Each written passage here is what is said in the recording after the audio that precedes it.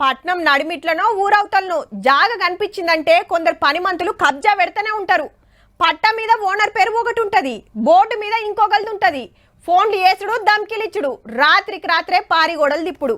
సినిమాలనే కాదు లో ఈ నడుమ బయట కూడా బగ్గనే కాబట్టే సర్కారు జాగలు గరీబులే కాదు, అవినీతి ఆఫీసర్ల సంగతి చూసేటోళ్ళని సుత ఇడుస్తలేరబ్బా. అబ్బా ఆదిలాబాద్ సెంటర్ లా ఏక్ నెంబర్ బిట్టు ప్లాట్లు చేసి అమ్ముతే లక్షలల్ల కాదు కోట్లల్లనే ఆమ్దాన్ వస్తది. గీ జాగకు సూటి పెట్టిండ్రట కొందరు ఉత్తములు. అట్లాని ప్రైవేట్ భూమి కాదుల్లో. ఇక్కడ ఏసీబీ ఆఫీస్ కు కేటాయించినటువంటి ప్రభుత్వ స్థలాన్ని కూడా ఆక్రమించుకోవడానికి ల్యాండ్ మాఫియా ప్రయత్నాలు చేస్తున్నాయి. ఏసీబీ అంటే ఎరికే కదా, అవినీతి ఆఫీసర్లను లంచాలు మింగేటోళ్లను పట్టేసేది.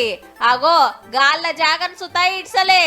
టిఆర్ఎస్ ప్రభుత్వంలో ఉన్నటువంటి నాయకులు ఈ కబ్జా చేయడానికి చూస్తే గవర్నమెంట్ పోలీసులకు సంబంధించిన జాగనే కబ్జా చేస్తే మరి మామూలు వ్యక్తులది మరి జాగ ఇంకెంత కబ్జా చేయాలా? ఇదే ముచ్చట పోలీసులను అడిగితే రెవెన్యూ ఆఫీస్ తో టీం ఏర్పాటు చేసిన దానికి సర్వే కూడా చేసినారు.